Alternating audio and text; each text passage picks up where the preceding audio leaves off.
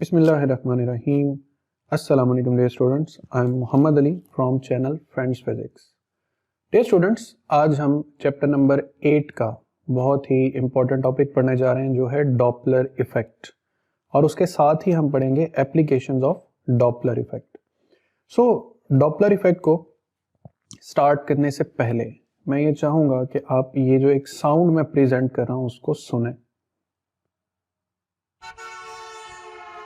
So dear students, इस sound में आपने देखा कि ये बड़ा फेमिलियर साउंड है कि जब आप किसी सड़क के किनारे पर खड़े हो तो किसी गाड़ी के आपकी तरफ आने और फिर आपसे आगे गुजर जाने का जो साउंड है वो बिल्कुल इसी तरह से जो है वो सुनता है। सो यहाँ पर एक इमेज है, डॉपलर इफेक्ट को डिफाइन किया जाए तो it is the apparent change in the frequency of sound due to relative motion of source and observer.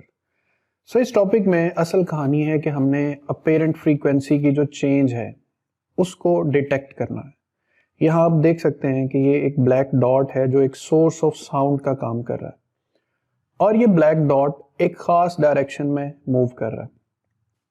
अब जिस डायरेक्शन में ये मूव कर रहा है इससे इमिट होने वाली जो साउंड वेव्स हैं वो हायर फ्रीक्वेंसी हो रही हैं, और इसकी ऑपोजिट साइड पर जो वेव्स हैं वो लोअर फ्रीक्वेंसी हो रही हैं। लिहाजा ये मिकी माउस हायर फ्रीक्वेंसी सुनेगा और ये मिकी माउस लोअर फ्रीक्वेंसी सुनेगा। और ये बिल्कुल ऐसे ही है जैसे ये सोर्स ऑफ साउंड आपकी तरफ बढ़ा और फिर आपको क्रॉस करके गुजर गया, तो आप पहले हायर फ्रीक्वेंसी साउंड सुनेंगे और फिर लोअर फ्रीक्वेंसी साउंड सुनेंगे। अब आते हैं इस टॉपिक के मेन थीम पर। इसमें टोटल 4 केसेस हैं जो आपने पढ़ने हैं। Case number A, observer moving towards stationary source. Case B में observer moving away from stationary source. Third या सी केस में सोर्स मूव करेगा and source moving towards stationary observer, और डी केस में source moving away from a stationary observer. इन चारों cases को study करने से पहले हमें सोर्स को अंडरस्टैंड करना है। Again think of this black dot. ये कोई एम्बुलेंस है, ये कोई आइसक्रीम बाइसिकल है जो साउंड प्रोड्यूस कर रहा है और उससे ये साउंड वेव्स एमिट हो रही। अभी ये जो सोर्स ऑफ साउंड है ये रेस्ट पर है। इसके रेस्ट पर होने की वजह से तमाम तर साउंड वेव्स की वेवलेंथ और फ्रीक्वेंसी जो है वो हर डायरेक्शन में सेम है, हर डायरेक्शन में कांस्टेंट है। सो ये जिस स्पीड से साउंड वेव्स इससे इमिट हो रही हैं वो v speed of sound is equal to F lambda. यहीं से हम f की वैल्यू फाइंड कर सकते हैं, f is equal to v over lambda, और यहीं से लैम्डा की वैल्यू भी फाइंड की जा सकती है v ओवर f। तो इस डायग्राम को या इस स्लाइड को गौर से देखकर आपने क्या चीजें आगे लेकर जानी कि अगर सोर्स ऑफ साउंड रेस्ट पर है तो हर डायरेक्शन में एक ही कांस्टेंट वेवलेंथ, कांस्टेंट फ्रीक्वेंसी की वेव्स एमिट होंगी। किस स्पीड के साथ? v स्पीड के साथ। अगली डायग्राम में या अगली स्लाइड में एक ऑब्जर्वर और एक सोर्स, ये दोनों यहाँ पर मेंशन है कि अगर सोर्स भी रेस्ट पर है और खुद ऑब्जर्वर भी रेस्ट पर है तो ऑब्जर्वर के कानों में जो फ्रीक्वेंसी एंटर होगी या जो वेवलेंथ एंटर होगी वो एग्जैक्ट ओरिजिनल होगी। यानी अगर दोनों के दरमियान कोई रिलेटिव मोशन नहीं है तो फिर जो ऑब्जर्वर है वो ओरिजिनल फ्रीक्वेंसी ही सुनेगा। तो ये रही original speed v is equal to F lambda, original frequency v over lambda, original wavelength v over f। Again I am repeating, अगर दोनों रेस्ट पर है तो कोई चेंज नहीं आएगा फ्रीक्वेंसी में। आगे बढ़ते हुए अब कॉन्सेप्ट अंडरस्टैंड करना है रिलेटिव वेलोसिटी का। अगर दो गाड़ियां या दो ऑब्जेक्ट्स सेम डायरेक्शन में ट्रेवल करें तो उनकी रिलेटिव वेलोसिटी हम उनकी वेलोसिटी के सब्ट्रैक्शन से लेते हैं। जैसे लेट्स से ये वाइट वन कार A है और ये जो रेड वन है ये कार B है, तो जब ये दोनों एक ही डायरेक्शन में ट्रेवल करें तो देखें कार A जो है वो एक्सीड कर रही है स्पीड लिमिट में कार B से, तो हम रिलेटिव वेलोसिटी कैसे फाइंड करेंगे? VA minus VB। सिमिलरली अगर दो गाड़ियां एक दूसरे की तरफ मूव करें, यानी एक दूसरे के ऑपोजिट डायरेक्शन में मूव करें, तो फिर यही जो सब्ट्रैक्शन साइन था ये प्लस साइन में चेंज हो जाएगा due to change of direction. तो अब देखें कि दोनों एक दूसरे की तरफ मूव करेंगे तो हम दोनों वेलोसिटीज को ऐड कर देंगे। अब इस चीज को समझाने का क्या मकसद हुआ? देखें, जो साउंड वेव्स हैं, वो साउंड वेव्स जब एमिट होंगी तो हो सकता है कि कोई ऑब्जर्वर उन साउंड वेव्स की तरफ मूव करे, जैसा इधर गाड़ियों ने मूव किया, और हो सकता है कि जिस डायरेक्शन में साउंड वेव्स ट्रेवल कर रही हैं उसी डायरेक्शन में ऑब्जर्वर भी ट्रेवल करे। अगली स्लाइड में आपको मेरी ये कही हुई बात बड़े आसान से समझ आ जाएगी कि लेट्स से ये सोर्स ऑफ साउंड है, ये वेव्स एमिट कर रहा है हर डायरेक्शन में। लेफ्ट साइड पर अगर देखें तो एक कैट इन वेव्स की तरफ बढ़ रही है और ये वेव्स कैट्स की तरफ बढ़ रही हैं। दोनों एक दूसरे की तरफ बढ़ रहे हैं तो रिलेटिव स्पीड में, यानी हम स्पीड ऑफ साउंड में ऑब्जर्वर की स्पीड ऐड करेंगे। राइट साइड पर देखें तो साउंड वेव्स की डायरेक्शन और कैट की जो डायरेक्शन है वो सेम है, तो सेम डायरेक्शन में रिलेटिव स्पीड क्या होगी? स्पीड ऑफ साउंड में से कैट की स्पीड या ऑब्जर्वर की स्पीड को माइनस करेंगे। तो स्टूडेंट्स, यही हमारा केस ए और केस बी भी होगा। ये रहा केस ए जब observer towards the sound waves move कर रहा है, और ये रहा केस बी जब observer away from sound waves move कर रहा है। तो let's start with the case A. Case A है observer moving towards the stationary source of sound. तो हमारे ऑब्जर्वर हमारी कैट है जो साउंड वेव्स की तरफ मूव कर रही है, जबकि सोर्स ऑफ साउंड अपनी जगह पर स्टैटिक है, रेस्ट पर है। तो लेट्स से साउंड वेव्स की स्पीड v है और कैट की स्पीड u0 है।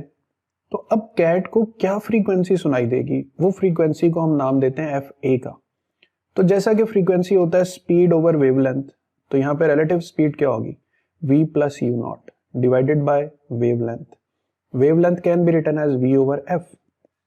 इस f को हम ब्रैकेट्स में बाहर मल्टीप्लाई करते हैं जैसे कि एंड पर किया हुआ है, तो हमारे पास अपेरेंट फ्रीक्वेंसी, जो फ्रीक्वेंसी इस कैट को सुनाई देगी, वो क्या आ रही है? v plus U naught over v into F. ये था हमारा केस ए। अभी आगे हम जस्टिफाई करेंगे कि अपेरेंट फ्रीक्वेंसी आपके ख्याल में क्या होनी चाहिए। अपेरेंट फ्रीक्वेंसी जो है वो ऑटोमेटिकली ओरिजिनल फ्रीक्वेंसी से ग्रेटर होगी, क्योंकि कैट जो है वो साउंड वेव्स की तरफ मूव कर रही है। नेक्स्ट केस में जो कैट है वो उसी डायरेक्शन में भाग रही है जिस डायरेक्शन में साउंड वेव्स ट्रेवल करती हुई जा रही हैं, लिहाजा कैट को जो फ्रीक्वेंसी सुनाई देगी वो ओरिजिनल से कम होगी। अब वेव मोशन और कैट मोशन सेम डायरेक्शन में, तो relative speed v minus U naught. So cat को अब जो फ्रीक्वेंसी सुनाई देगी उसे हम एफ बी कहते हैं।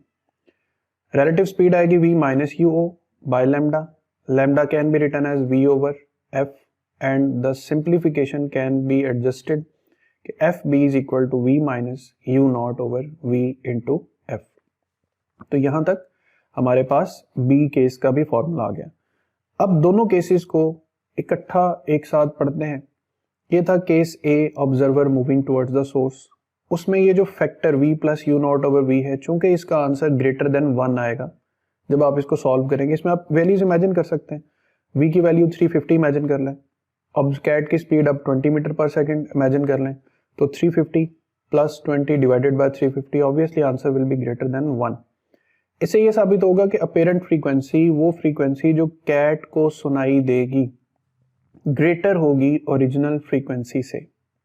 Similarly when observer is moving away, this factor यानी 350 minus 20 divided by 350 will become less than 1.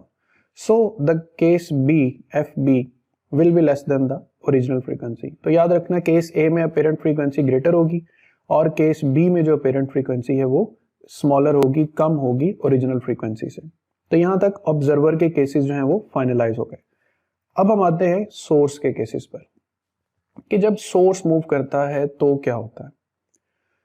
Source के मूव करने से अपेरेंटली क्या नजर आ रहा है आपको कि एक साइड पे वेवलेंथ शॉर्ट हो रही है, जैसे राइट साइड पे वेवलेंथ शॉर्टर हो रही है और लेफ्ट साइड पे वेवलेंथ लॉन्गर हो रही है।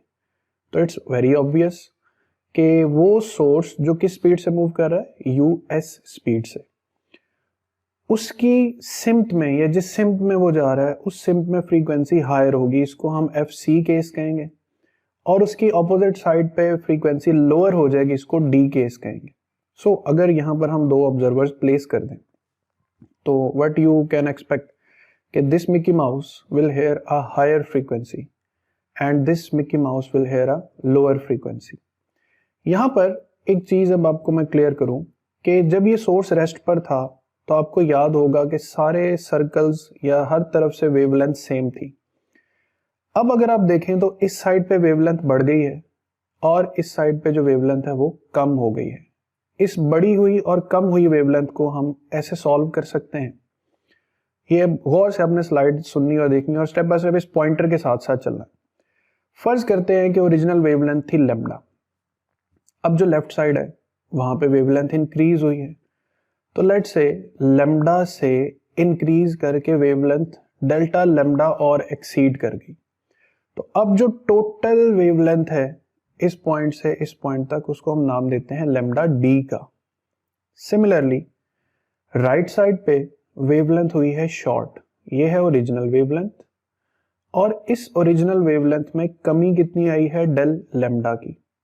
तो न्यू वेवलेंथ, ये जो ये वाला एरो यहां पर बना हुआ है, ये लैम्डा सी वेवलेंथ है, ये न्यू वेवलेंथ है, ये जिसके दरमियान में पॉइंटर को मूव कर रहा हूं, और एक्चुअली ये टोटल वेवलेंथ थी। तो अब देखें लैम्डा सी, ये सी वेवलेंथ हम ऐसे फाइंड कर सकते हैं, लैम्डा यानी total wavelength minus del lambda जो चेंज है। और लैम्डा डी कैसे फाइंड कर सकते हैं, लैम्डा डी में सिंपल आपको नजर आ रहा है, लैम्डा में डेल लैम्डा को हमने ऐड अप कर देना। तो ये दोनों केसेस, ये था केस सी और ये था केस डी। अब हम इन दोनों केसेस को बारी बारी करके समझते हैं कि source is moving towards the stationary observer. कि लेट्स से जहां पर ये पॉइंटर है वहां पे कोई ऑब्जर्वर है और ये सोर्स उस ऑब्जर्वर की तरफ मूव कर रहा है, तो जो वेवलेंथ ऑब्जर्वर को सुनाई देगी या डिटेक्ट होगी वो लैम्डा सी है, which is lambda minus del lambda. तो स्टूडेंट्स इसी इक्वेशन से हमारा फाइनल रिजल्ट निकलेगा, इसी को पकड़े, यहीं से स्टार्ट ले लें। Lambda C can be written as V over F C. अब एफ सी क्या है, वो फ्रीक्वेंसी जो ऑब्जर्वर ने सुननी है। लैम्डा की जगह पे V over F original frequency, और डेल्टा लैम्डा चेंज क्यों आ रहा है, चेंज आ रहा है सोर्स की स्पीड की वजह से, तो source speed divided by the original frequency. अब स्टूडेंट्स इसको एलसीएम लेके आप सिंप्लीफाई करेंगे। नेक्स्ट स्टेप आप देखें कि इसमें से क्रॉस मल्टीप्लीकेशन कर दें और फॉर्मूला को इस शेप में लें जैसे आपने केस ए और केस बी में सॉल्व किया। तो F C is equal to V over V minus U S into F. ये हमारे पास सॉल्व हो गया केस सी। क्या याद रखना है, केस सी में जो अपेरेंट फ्रीक्वेंसी है वो ओरिजिनल से ग्रेटर आएगी। वाई, यहाँ पे वेवलेंथ रिड्यूस हुई है तो ऑटोमेटिकली फ्रीक्वेंसी इंक्रीज करेगी। सिमिलरली अब चलते हैं केस डी पर, कि इस साइड पर लेफ्ट साइड पर अगर कोई ऑब्जर्वर, जहां ये डॉट है पॉइंटर है, इस साइड पर अगर कोई ऑब्जर्वर मौजूद होगा तो उसको लॉन्गर वेवलेंथ रिसीव होगी। लॉन्गर वेवलेंथ कितनी लॉन्गर हो गई, लैम्डा डी लॉन्गर हो गई। तो लैम्डा डी किसके इक्वल है, लैम्डा प्लस डेल लैम्डा के। इसी को पकड़ के स्टार्ट कर दें derivation. Lambda D can be written as V over F D, where F D is the frequency the observer will hear. Lambda v over f, del lambda us over f. Again LCM लेंगे, cross multiplication करेंगे और formula को आप F D के according solve करेंगे। तो F D is equal to V over V plus U S. C case में यहाँ पे क्या आ रहा था माइनस, डी केस में क्या आ रहा है प्लस।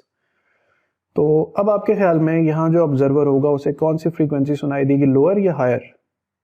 ऑब्वियसली लोअर फ्रीक्वेंसी जो है वो सुनाई देगी। तो इन दोनों केसेस को भी हम समराइज करते हैं कि जब सोर्स टुवर्ड्स ऑब्जर्वर मूव करता है तो F C is greater than F, source away from observer move करता है तो F D is less than F. और चारों केसेस को समराइज करें तो ए और बी केस ऑब्जर्वर की मूवमेंट में है, सी और डी केस सोर्स मूवमेंट के साथ है। ए केस में और सी केस में अपेरेंट फ्रीक्वेंसी बढ़ती है, बी और डी केस में अपेरेंट फ्रीक्वेंसी रिड्यूस होती है। दो मजीद फार्मूलाज मैं आपको just for the sake of knowledge बता रहा हूं कि अगर ऑब्जर्वर भी और सोर्स भी दोनों एक दूसरे की तरफ बढ़े तो ये फार्मूला आपने याद रखना है, v plus U naught over v minus U S. इसे ई केस कह लें, और ई केस में ऑब्वियस है कि you will hear a higher frequency, जैसे कि यहाँ पर अपेरेंटली नजर भी आ रहा है। और इसी को ऑपोजिट कर दें कि सोर्स और ऑब्जर्वर दोनों एक दूसरे से अवे जा रहे हैं तो इट्स ऑब्वियस कि अब वो लोअर फ्रीक्वेंसी सुनेंगे। तो ये v minus U naught over v plus U not, ये दो केस बन जाएंगे। तो एफ जो एफ केस है उसमें frequency less than the original frequency होगी। तो स्टूडेंट्स यहाँ तक था Doppler effect. A B C D cases को आपने सुनना है गौर से और सॉल्व करेंगे। जितना आप खुद प्रैक्टिस करेंगे उतना आप इसमें माहिर हो जाएंगे। अब आते हैं हम एप्लीकेशंस ऑफ डॉपलर इफेक्ट पर। डॉपलर इफेक्ट की जो एप्लीकेशंस हैं, कुछ मशहूर एप्लीकेशंस यहाँ पर है radar, Sonar, red and blue shift, speed gun and bat. यहाँ पे बैट चमगादड़ के लिए इस्तेमाल हुआ। सबसे पहले स्टार्ट करते हैं रेडार से। Radar, the abbreviation is radio detection and ranging. Radar हमारे डिफेंस सिस्टम का एक की पार्ट है कि हम अपनी फिजाओं को कैसे दुश्मन के जंगी जहाज़ों से महफूज रखते हैं। वेरी सिंपल, रेडार एक ख़ास फ्रीक्वेंसी की वेवलेंथ इंसिडेंट करता है फिज़ा में। वो फ्रीक्वेंसी या वो वेवलेंथ जब किसी ऑब्जेक्ट से टकरा के वापस आते हैं तो उसकी वेवलेंथ वैसी नहीं रहती जैसे पहले थी। सिंपल टू रिमेंबर, जो वेवलेंथ इंसिडेंट हुई है, अगर वापसी पर वेवलेंथ पहले से शॉर्टर है या फ्रीक्वेंसी पहले से ग्रेटर है तो प्लेन हमारे सरहद की तरफ बढ़ रहा है, और अगर हमें रिसीव होने वाली जो वेवलेंथ है वो पहले से लॉन्गर है या फ्रीक्वेंसी पहले से लोअर है तो जो प्लेन है वो हमसे अवे मूव कर रहा है। सो टुवर्ड्स मोशन होगा तो हाई फ्रीक्वेंसी, अवे मोशन होगा तो लो फ्रीक्वेंसी। अब आते हैं एक और इंपॉर्टेंट कॉन्सेप्ट की तरफ, सोनार, साउंड नेविगेशन एंड रेंजिंग। आवाज जब भी चीजों से टकराती है तो एक गूंज पैदा करती है। वो गूंज हम सुन सकें या ना सुन सकें ये और बात है, लेकिन नेचर में हर ऑब्जेक्ट से आवाज के टकराने पर एक गूंज पैदा होती है। उस गूंज को इको का नाम दिया जाता है। जब हम किसी ऑब्जेक्ट के साथ अल्ट्रासोनिक साउंड को कोलाइड करवाएं, उसके कोलाइड करने से जो गूंज पैदा होती है उसको हम सोनार टेक्नोलॉजी कहते हैं। सोनार का सबसे ज्यादा इस्तेमाल अंडर वाटर है, क्योंकि सोनार हाई फ्रीक्वेंसी साउंड वेव्स हैं और ये पानी में बहुत दूर डिस्टेंस तक ट्रेवल कर सकती हैं। बहरी आबदोज़े जो हैं वो सोनार को बहुत प्रिसाइजली यूज करते हैं, क्योंकि समंदर में चट्टाने हैं, चट्टानों के दरमियान से गुजरना हो तो वहां रास्ता कैसे बनाया जाए, जबकि बहरी आबदोज़ तो बिल्कुल एक अंधी नगरी है, यूं समझो, उसमें अंदर बैठकर आप बाहर नहीं झांक सकते। तो वो आवाज है जो हमें समंदर के अंदर रास्ता बनाने की अहलियत या काबिलियत देती। तो it's a technique for detecting the presence of objects under water by acoustical echo. चीजों के से आवाज के टकराने से जो गूंज पैदा होती हम उसको अंडरस्टैंड करते हैं और उससे चीजों की नेचर का अंदाजा लगाते हैं। इसी तरह detects the apparent change in the frequency of source है। It is used to detect submarines, mines and depth of the ocean. अब एक एक करके आपको हर स्लाइड में ये चीज नजर आएगी। देखिए, अगर मुझे समंदर के नीचे किसी बहरी आबदोज़ को डिटेक्ट करना है तो मैं उससे पैदा होने वाली गूंज को स्टडी करूंगा। तो एक बहरी जहाज है जो अल्ट्रासोनिक साउंड एमिट करेगा। अब ये साउंड अगर किसी बहरी आबदोज़ से टकरा के वापस आएगा तो उसकी एक खास इको होगी, और वो इको कंप्यूटराइज्ड वे में स्टोर्ड होती है कि ये इको जी सबमरीन की है, तो उससे हमें सबमरीन डिटेक्ट हो जाएंगे। फला इको जो है वो चट्टान की है, उसे चट्टाने डिटेक्ट हो जाएंगी। फला इको जो है वो मड की है, वहां पे कीचड़ डिटेक्ट हो जाएगा। सेम यही प्रिंसिपल डॉल्फिन्स भी यूज करती कि डॉल्फिन्स अल्ट्रासोनिक साउंड जो है वो इमिट करती, वो उनके शिकार से टकरा के वापस आता है तो वो उस गूंज से गहरे अंधेरों में भी जो है समंदर के नीचे अपने शिकार को तलाश कर लेती। सेम इसी तरह समंदर की गहराई नापने के लिए भी हम अल्ट्रासाउंड वेव्स इस्तेमाल करते हैं। अब अल्ट्रासाउंड वेव्स क्या करती हैं कि हम अल्ट्रासाउंड इंसिडेंट करते हैं तो कहीं से किसी सरफेस से अल्ट्रासाउंड टकरा के जल्दी वापस आ रही हैं, कहीं से वो टकरा के देर से वापस आएंगी। जहां से वो जल्दी वापस आएंगी वहां गहराई कम है, जहां पर वो देर से वापस आएंगी वहां गहराई ज्यादा है। तो इस तरह से आप टाइम डिफरेंस को मेजर करके सोनार टेक्नोलॉजी को यूज करके गहराई भी नाप सकते हैं। फिर ये एक ब्लड आर्टरी है, यहाँ पे ब्लड वैसा लिखा हुआ है।